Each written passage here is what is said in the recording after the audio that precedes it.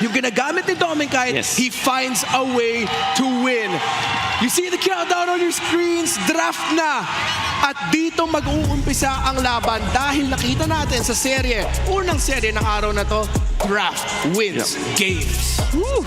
Sa mga favorite parts natin dito, Fuego. ang expect natin sa Aurora, again, yung mga neutral/balanced picks as we go to Rivers. Tama ba? Expanding reverse, yeah. At, okay, 100% win rate. And okay, now na-mention natin si Doming at na-mention natin yung laning stage.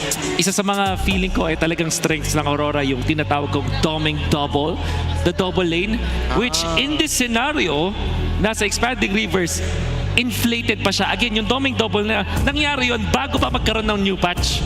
Tapos nung nag-expanding reverse, it's clear. Kapag nahawakan yung Granger dito sa mapa na to, nako, ilista mo na.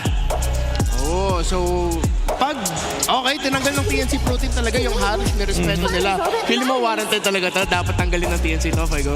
Oo, sobrang hirap kalaban pag naka-arit to si Doming. Respect. Okay, let's see kung ano ang pipiliin dito ng Aurora for the first pick. Daming mabubukas. Of course, Aurora, nire-respeto din nila dito yung dalawang heroes na nag-shine talaga para sa Phoenix Army kahapon. Yung Fanny at yung 1-1. You see the Northern Lights on your screen right now. Di ka na mapuno talaga. Actually, at this point, because yun yung saan tayo, munti ka na napuno talaga ng mga Northern Lights. So, salamat po sa inyong lahat na nanonood dito sa Cuneta Astrodome. Thursday evening, no? Oh, okay. Hindi talaga binigay. Hindi binigay. Nice one, Eto Max. Okay, Rora, first pick. Ano mga kutob nyo? Ayun na, CC pa rin ang pinili. Okay. So usually Gatot-Kacha na sinasagot dito ng TNC. We also know that Lancelot and Yisenjin open parehas. Tingin ko Lance Gatot ang i-open ng TNC. What do you think? Fuego, Lance Gatot pa rin? Or meron ka bang ibang suggestion? Yan pa rin, wala na Shushin eh. Of course. Oh yeah, actually no, with the juice and gone, kung magla-Lance Gatot dito, baka mapapaisip yung Aurora na hindi piliin yung yung Farsa, di ba? Oh, baka mag-Kimi sila or we know for sure na. Eh yung thing kasi with Yuwin, dami niyang pinipili eh. Dami niyang mga pwedeng kunin na heroes. The hero pool is wide and there it is. Tama ang hula mo, boss. Yes, sir. Yan ang nakita din natin from yesterday. For the side of Aurora, tingin ko hindi sila magmamadaling kunin yung hero. Tingin ko Lancelot, ang typical na pinasasagot naman din nila. And maybe a light hero na, again, yung neutral or yung balance pick like Hylos, for example. So, Hylos and Lance na nakikita ko. Pwede rin naman na kumuha na sila ng Kimi. Pero again, Hylos, Lancelot. That's probably just gonna be that. Revitalize already locked in para sa Gatot. Kung merong alternative na pick, baka XP or maybe a Grok suddenly.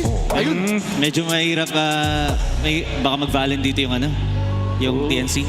Oh, actually. Ang ganda. I'd be okay with that. Valentina. Okay, kasi nakita natin yung Grok sa kabila and then in some scenarios, pwede mo rin kunin yung curtain call ng CC para makapag-set up para sa Gatot eh. Yeah, there's and also you're not that scared of the Lancelot. Usually mga mid laners takot sa mga assassin pero Valentina hindi ganoon eh. Another option syempre yung Lunox na paborito din ng side ng TNC. Ayan na. But of course the Valentina. Valentina is a very good pick. As suggested by Fuego. Si Fuego po ang nag-suggest. Fuego predict, tama ba? Fuego Nice predict. one, Fuego! Ayoko kasing kalaban yan pag crack ako. Oh, lalo ngayon, no, parang yung tectonic charge. Hirap sobra. Counter set lang. Oo, at saka, of course now, si Lancy, mas ma-encourage na talaga na okay lang kung siya yung unang mamatay din kasi basta makaset na siya gamit yung tectonic charge, okay na. That's good, you've done your job as a Valentina na may Grok cosplay. Yeah. So, TNC, magtatanggal na ba sila dito ng mga gold laners? Kasi may chance pa rin na baka biglang manggulat dito yung Aurora at mapupunta naman yung CC kay Dominkite. Kasi yung Aurora pala, after revisiting some stats, sila yung isa sa mga teams na hindi talaga nag-veer away from the identity na Dominkite, Moskov, Granger, Harith. That's it. Pero, meron din namang isang Ruby game si Dominkite this season. That's right. that was first week, no? First week pa, So ang tagal actually, pa. Oo. so technically speaking, nauna pala ang Aurora sa mga fighter gold lanes. Pero di lang sila naging successful. Yeah. But I think right now, if you're TNC, mas maganda nga targetin na lang itong si Yue. Kasi kung magpo-focus ka kay Doming, pwede nga nilang i-curveball at kung pumunta dun sa fighter. At kung mag-focus ka naman dun sa fighters, may iwan din yung mga marksman na magiging available nga para dito kay Doming Kite. So I think it's smarter na magban dito ng mga mages na lang, like the Novaria for example. Whereas para naman sa Aurora, mga XP para kay Trimar. Lapu-Lapu nandyan na, Yura as well as Alice. Yan yung mga heroes na pwedeng i-focus ngayon ng Aurora. Parang ang lawak ng mga options ng dalawa, no? Uy, so nagtanggal ng export. Ano ko mo dito, Kuya Fay? Ay, may gutom ako dito. Okay. Parang pinaprevent nitong Aurora na na kunin sa export kasi possible maging pag nag-bane tong TNC, possible lang. Okay. Baka mag-gold lane CC. Parang kung sakaling magbukas ng Bane ang TNC sa fourth pick nila, isi-swing yung CC goal or yung export for example na pwedeng pangtapat doon. Pwede kasing itapat kay CC talaga tong si Exburg sa possible kasi man gold pa to eh. That's So, di pa right. natin sure. Biglang last pick, no? Oo. Alright. Lalo na ngayon, grabe talaga ngayon. Unexpected talaga yung mga drafts. Okay. Ito nga yung mga sinasabi natin kanina na isang malaking epekto ng Project Next talaga. Yung unpredictability. Of course, heading into this TNC Pro team, one of the most, if not the most unpredictable blue side drafting team. Pero of course, nasa red side sila ngayon. Hindi pa natin sigurado kung ano yung magiging matchup natin sa gold. Fighter ba? Marksman ba? Fighter versus marksman? Yeah, pwede. Madami. The possibilities are endless, especially ngayon na mabubuksan eh. And for Aurora, I think yung Lapu-Lapu also pwede nila iba kasi etong TNC, sila yung nagban ng Alice which counters a lot of XP lane heroes. And most importantly yung Lapu-Lapu parang mas maganda yung rotations doon. So baka basahin doon ng Aurora na ganun kasi lalo na pwedeng i-gold lane ang Lapu-Lapu. Esmeralda, parang tumulong pa ang Aurora dito sa Lapu-Lapu fourth pick na makakita ko dito para sa TNC. Bukod sa Trimar hero yan, pwede rin siyang biglang maging gold lane out of nowhere. So may bigyan ng flexibility. I'm curious about this Esmeralda ban mula sa Aurora. Ba't ka ng Esmeralda? Hindi mo masyado nakikita yung EXP. What else? Phobius siguro? Kukunin ng Aurora? Baro. Oh, TNC actually, pwede pa sila mag-Phobius lane. So Phobius and Lapu-Lapu. Pretty good for TNC. Na-overwhelm ako sa mga choice. Oo. Daming possibilities at Kaya sobrang sayo manood ngayon eh. No? Oo. Ang daming hero. Oo, daming hero lang tayo mapapagay. So yun na nga, Lapu-Lapu papasok dun para sa TNC. So makita natin ngayon kung magpa-fighter gold lane ba si Doming Kite or kung babalik kayo sa mga traditional marksman. Yeah. Pwede rin kasi yung lapot dito, baka biglang maging gold yan eh. Exactly. Kung mali yung maipakita Yep. dito ng Aurora, mapupunta yung Lapu-Lapu sa gold. Kasi yun yung tinapat ni Yeah. Nosha Yeah. sa TNC kahapon. Kaya I have a feeling dito, pwede ka nang pumili ng Selena para kay Yue. Tapos kuha na sila ng Claude. Since ito yung Claude, parang if you're looking at the heroes of TNC, lahat ng yan hindi mamamroblema si Claude, lalo na pag naka-purify sila. Tapos, Selena is also good, hindi magandang target for the Valentina. But instead, Ayan na. uy, CC Gold nga. Gold CC. Kaso walang export. Okay, so yun na nga Ayan yung na. nangyari pala. So, naging tama yung kutob. There it is, CC Gold Lane. Ang lalaroin ni Doming Kite. Will it be an adjustment para sa TNC Pro Team? Mapupunta ba yung Lapu-Lapu sa gold at makita tayo ng dalawang lineup na double fighter side lanes? Yeah. Or kung TNC naman mag-decide na, sige, mag-marksman na lang tayo. Pero parang ang hirap. Mahirap. What if mag-Lunox Gold ang TNC? Kontra sa CC. Going up against the CC, it's okay. Meron kang, may lubog ka eh, tapos may lifesteal ka. Yeah. Tapos, shoot ka versus Yura. Even the Grok, it's not a problem for you. Actually, kung gusto nila ng konting space, I think... I am sovereign of the Obsidia. earth, Nag-comfort. slayer of gods. Of course, nakita natin may isang perfect game si Benny Cutie kahapon with Obsidia. Fuego, ano yung feeling mo with the draft so far? Meron ba nakikitang lamang dito? Mahirap masabi. Mahirap masabi kasi ang ganda ng pangsagot ng bawat team sa bawat hero. Pero medyo mahirapan dito si Benny kasi nga CC yung katapat niya. Sobrang early nito. Alright, so sa baka sa laning mahirapan si Benny Cutie sa atin ni Fuego. I really don't like the Obsidian. Kaso Benigute ito parang siya lang yata yung nag-master itong Obsidian. So baka meron siyang mas nakikitang angulo na hindi natin nakikita. Alright, it's time. Game number 1, best of 5 series. Fuego, maraming salamat sa pagsama mo sa amin dito sa aming panel. Wolf, Renmar, Aswell. But for now, it's time. Cuneta Astrodome! Magingay for Aurora and TNC! QWERTY and Joshi! Pasok! Kaninong liwanag ang mas magniningning? Liwanag ba ng Phoenix Fire o liwanag ng Northern Lights? Simulan na natin ang game number 1 Welcome ng Aurora to Mobile Gaming at ng TNC Pro Team na kung saan challenging to para sa TNC pero at the same time may momentum naman sila mula kahapon. Extra challenge kung tutusin dahil they're up against sabihin na nating medyo undefeated kasi isang beses lang naman natalo ang Aurora during the regular season and yung 13 win streak nila pwede nilang i-continue up to now pero mukhang ang TNC pa ang mas agresibo. Rotation coming in from Chakno and Lancy. Di na nga sila halos naghihiwalay kapag may gusto silang puntahan. Gusto nilang alagaan agad yung isang parte ng mapa, lalong-lalo na katapat ni Benigute onto the gold lane ay isang CC ni Domingkite. Pero dito sa gitna, si Lancy ang pinapahirapan of forcing the flicker para ma-burn dito kay Lancy. Samantalang sa taas ay bumabawi din naman si Benigute at si Chakno. Masasabi nating equal yung laban. Talagang takutan lang sa umpisa. Testingan lang, kumbaga. Tapang pa nga ni Doming kahit doon na lumapit muli para tumambling sa harap ng isang Obsidia. Kasi ito yung sinasabi ko pag nagkinakas tayong game ng Obsidia, dapat hindi ka tumapat dyan at hindi ka magpapoke sa mga first skill ng Obsidia kasi mas pinapabilis mo lang yung mabagal na scaling ng Obsidia. Kasi bawat tama ng first skill ng Obsidia sa'yo, 2 stack nung basic attack na kinailangan para sa bone shards mo. So, dahil nahaharas ni Benigute itong si Domingkite, pwedeng mapaaga yung scale ng Obsidia. And speaking of that matchup, since Sisito versus isang Obsidia ka na pang late game at isang somewhat early game pa lang, wait lang mamaya natin pag-usapan yan kasi mainit dito ang Aurora. Kalahati yung buhay ni Chakno, merong turtle lamang dito ngayon sa pestuhan ang Aurora. But the thing here is, hindi takot si Chakno. Gusto mo pa rin siyang bitado sa laban, pumasok na si Trimar! Wow! At napatay pa agad si Team at Kai. Now Timar secures a turtle double kill for Zaida.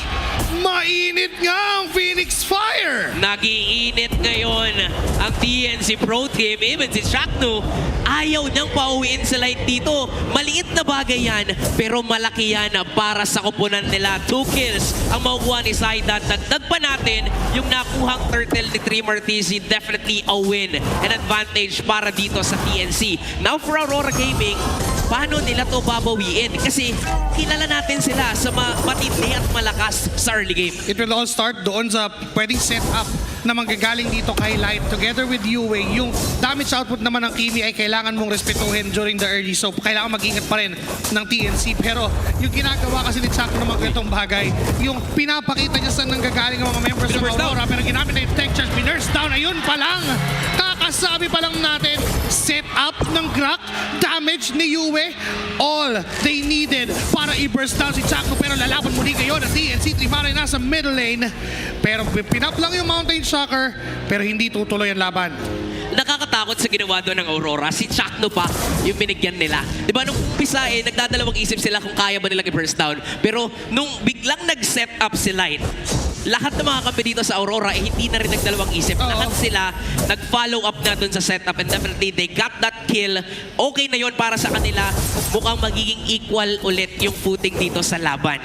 Tahimik yung panimula nila dito. Sadyang naghahanap sila ng pwedeng pick off and for Chakno, nakakatakot kung sumilip siya doon kasi baka bigyan na naman siya dito ng mga miyembro ng Aurora. Maaring doon magpaulit-ulit ang Aurora para ma-secure yung early game na ninanakaw sa kanila ng TNC. Kasi suppose sabi kung titignan mo din yung yung match-up o yung composition, yung Grak with the Lancelot and the Kimi, parang garantisado early game, hawak nila eh. Pero dahil sa ginawa ng TNC kanina, wait, na-terrify lang. So si Edward may tech charge doon!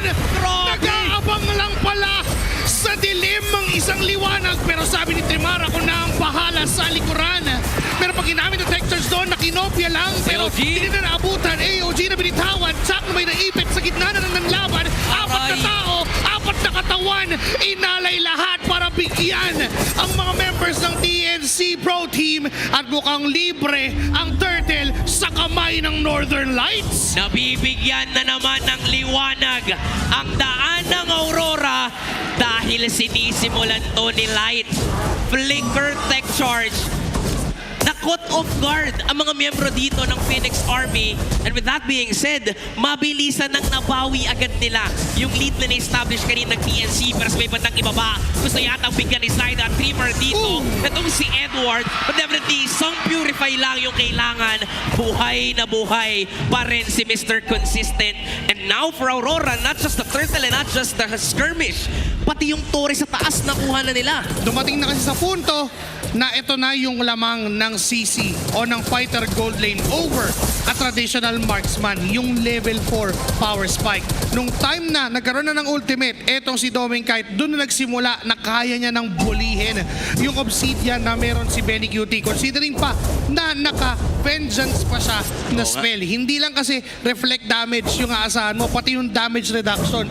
Wala pang ang damage sa simula yung Obsidian, tapos i-reduce mo pa. Mababawasan pa lalo, no? So hindi talaga mararamdaman pa dito yung damage shot mo ni Benny Cutie. Pero yung damage naman ni Yue, ni Edward, nararamdaman ni Chakno dito. Nag-try silang mag-set up. Pero kailangan ding pag-ingatan ng TNC kung nasaan ba si Light. Delikado yata dito si Dreamer. May 1v1 dun sa baba. Pero akala niya 1v1 lang. Dumating ang mga miyembro ng Aurora. At hindi pa tapos. Hinahabol dito ng TNC si Light. Napakagandang ton mula kay Chakno, pero not enough yung damage ng TNC para bigyan etong si Light. At unti-unti nang binibilisan ng Aurora at hindi na makahabol ang Phoenix Fire dahil dun sa mga ganong klaseng ikot, dun sa mga ganong klaseng dalaw. Nagulat na lang si Trimar na akala ko ba 1v1 lang. Akala niya mag-isa lang kanina doon itong si Demon Kite. Lamang pa nga siya sa matchup. Diba? Low health na si Demon Kite pero dumating. Ang Aurora ngayon napa-flicker na si Lancy. So hindi tayo makaka-expect dito ng gulat setup mula sa TNC pero nagwawala si Trimar. Naipit nga lang siya doon at sinasunod niya yung damage mula kay Doming Kite. Nakuha na ni Demon Kite ngayon yung pagong si Lancy ay Grabe. nabilitang gamitin yung kanyang textures na kinopia para lang makatakas sa sitwasyon. Pero si Saida ay di ba tinitigilan ng mga members ng Northern Lights ngayon tutumba na ng mabilis ang jungler ng TNC at unti-unti na talagang lumopo ang Ano? kalamangan ng Hinahanap si Aurora. Benny. Nakita pa si Benny. Oh, nakailan Tinas pa yung Hunt of Bow at wala nang matakbuhan. Apat na miyembro ng Aurora ang nakahanda dyan.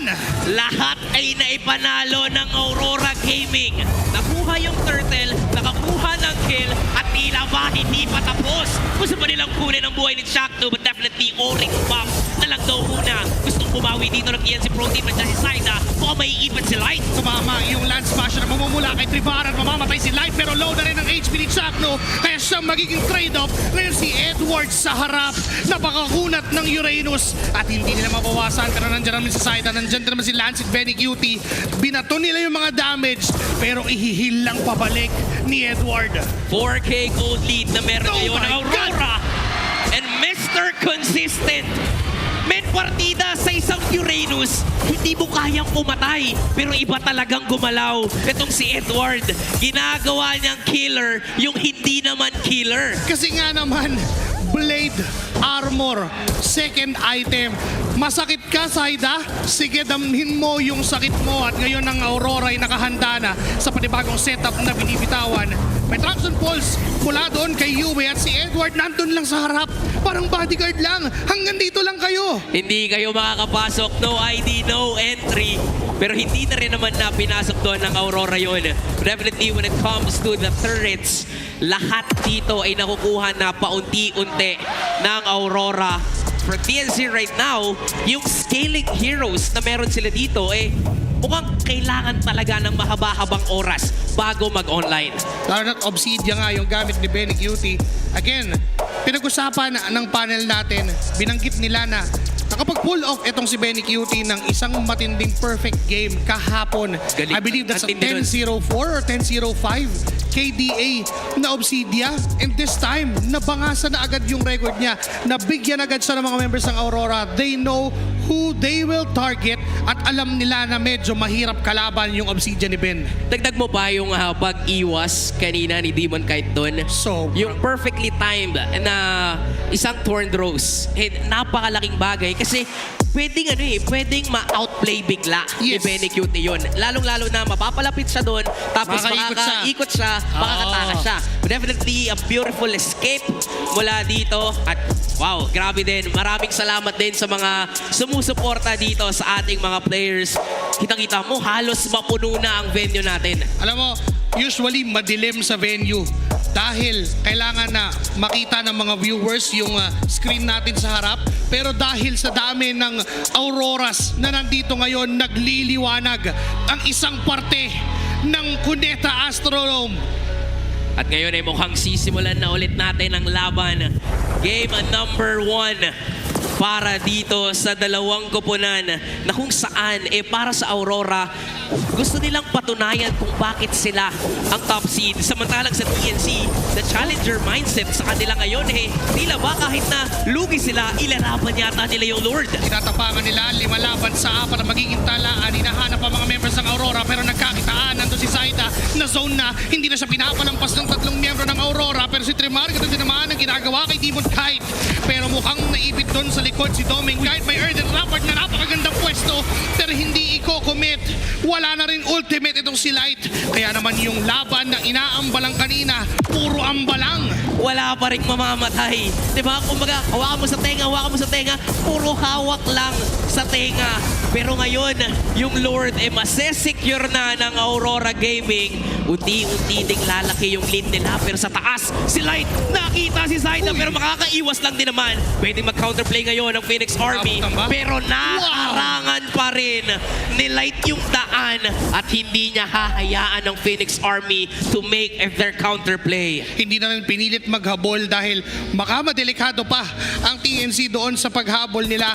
Pero ngayon kasi, kailangan na nilang isipin kung paano nila sasagutin ang mga problemang nilalagay ng Aurora sa kamay nila. Yung setup ni Light, yung kunat ni Edward, even si Doming kahit yung damage niya ay kailangan ng ikonsidera ng TNC. Si Chuck no mismo ay nanlalambot sa mga members ng Aurora. Dagdag pa natin yung problema kung sinong tutunaw kay Edward. Kasi sa ngayon, hindi ba grabe yung tapang nitong si Mr. Consistent. Humaharap lang at open arms niyang sasaluhin lahat ng ibabato sa kanya ng TNC. Pero nangangaray si Trimar doon mula sa mga bala dito ni Yue. Babagsak na rin naman yung Lord dun sa baba. Meron pang pagsabog dito sa gitna. Definitely ang dami pang parating na minions para sa Aurora. Kinopya naman na yung tech charge na yon mula dito kay Light and Lancy. Bago nga lang siya makaset up, duguan at kalahati na agad yung buhay niya. Bago pa man sila lumaban, yung poke damage ng Aurora, hindi nila masagot yung kaisa-isang problema na yon. And this time for TNC, even si Zaida ay hindi natin makita yung naging performance niya, yung tikas niya kahapon dahil ini-invade talaga ng Aurora lahat ng pwedeng invade sa kanya. At yung pwesto ni Light dito talagang magdidilim ang paningin mo pagka nilapitan mo kasi mamamatay ka na pala sa isang iglap dahil dun sa damage output na meron nga dito ang Aurora. Again, unti-unting tumataas yung gold lead na meron dito ang Aurora.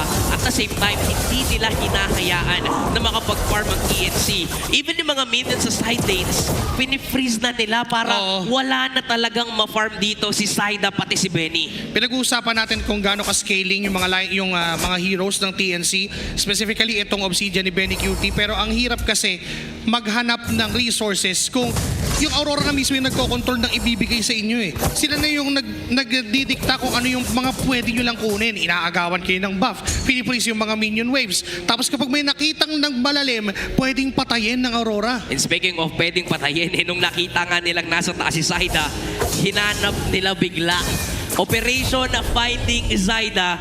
Pero alam din naman yun ni Zyda. Kaya umiiwas pa rin dito ang TNC Pro Team kasi alam nilang lugi talaga sila kung usapang sabayang teamfight. Pero si Edward, no, grabe din siya. Kung isubsub niya yung sarili niya dito sa TNC, willing na willing siyang masaktan as long as hindi makakalapit dito ang TNC sa kanila.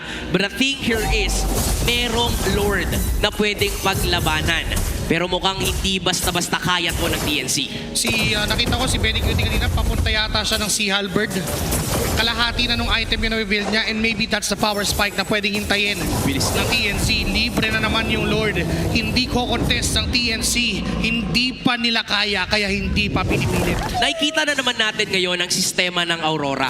Yung kapag walang kailangan gawin, wala silang talagang gagawin. mangyayari. Oo, wala talagang mangyayari dito sa laban na to hanggat walang kailangang gawin ang Aurora. Mag-i-spawn yung Lord in just a bit. Feeling ko doon magkakaroon ng aksyon. So TNC needs to be prepared. Kasi pwedeng matapos tong laban na to. Lalong-lalo na sa mga setups na nakita natin kay Light. Pwedeng isabay dun sa pagpasok ng Lord, yung tech charge na yon. And magsisimula yon kapag nilagay na ni Light yung Earthen Rampart. Kasi yun yung pinakamalaking wall na pwede niyang asahan para mag-matter yung ultimate niya. And yun naman yung kailangan iwasan ng TNC. The moment na maglapag ng ganitong pader si Light, atrasan muna. Matakot ka na. Matakot ka na muna. Pag hinarangan na kayo ni Light, kailangan ng tumakas ng TNC. Pero ngayon na merong Lord dun sa baba, kasama ni Dominic Hyde. At tila ba alam na ng Aurora na, Meg, ikaw nang bahala dyan, kami na lang dito sa Ayan gitna. na. Ito na yung wall. Si Chakno may ipit doon sa pagitan ng mga members ng Aurora at nung pader. Pero yung baba, napasag na ng mabilis. Mapa-first down naman yung Lord. Pero mukhang pipilit ang Aurora sa gitnang bahagi ng mapa. Down number 2, pero sabi ni Trimar ako nang mauuna. Last Smasher Flicker, pero mukhang naipit sa charge mula kay Light. At si Lance yung tutumba. Ngayon ang mga members ng TNC ay nagka-crumble na dahil unti-unting pinapasok ng Aurora. Double kill for Yue.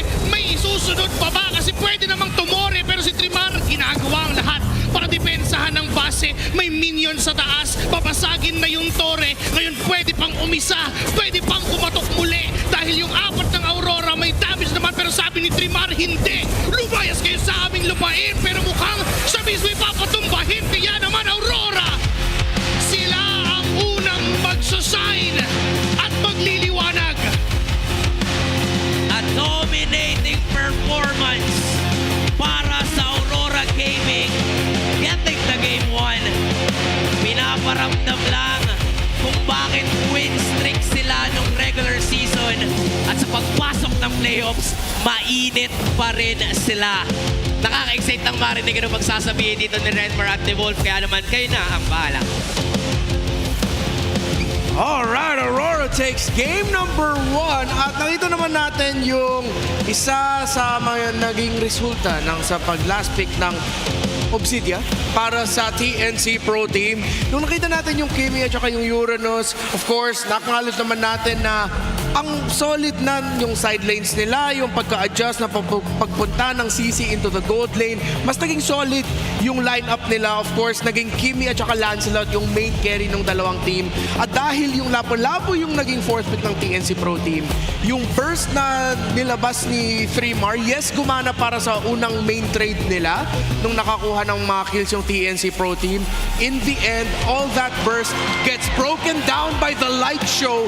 Yung pagkapasok ni Light, pare, yung Light system, saktong-sakto. Oh my God.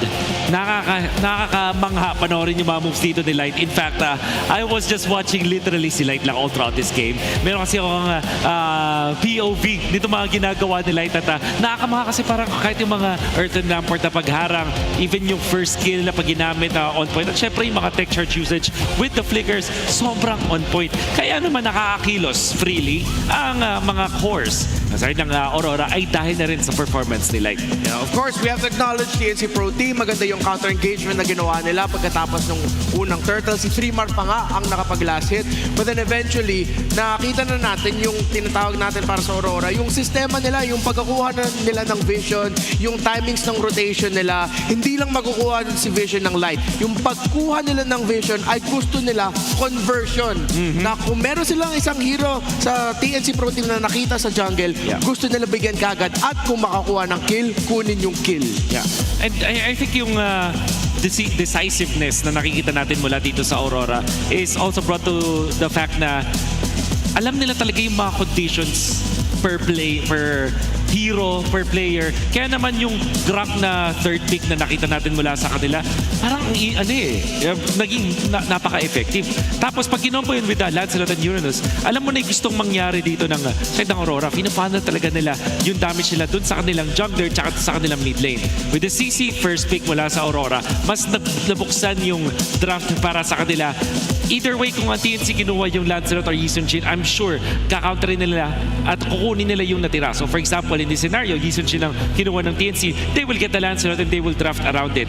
Ang looming question sa akin dito ay ang ganda na ng first 4 picks para sa akin sa TNC. I think super duper doable para sa kanila.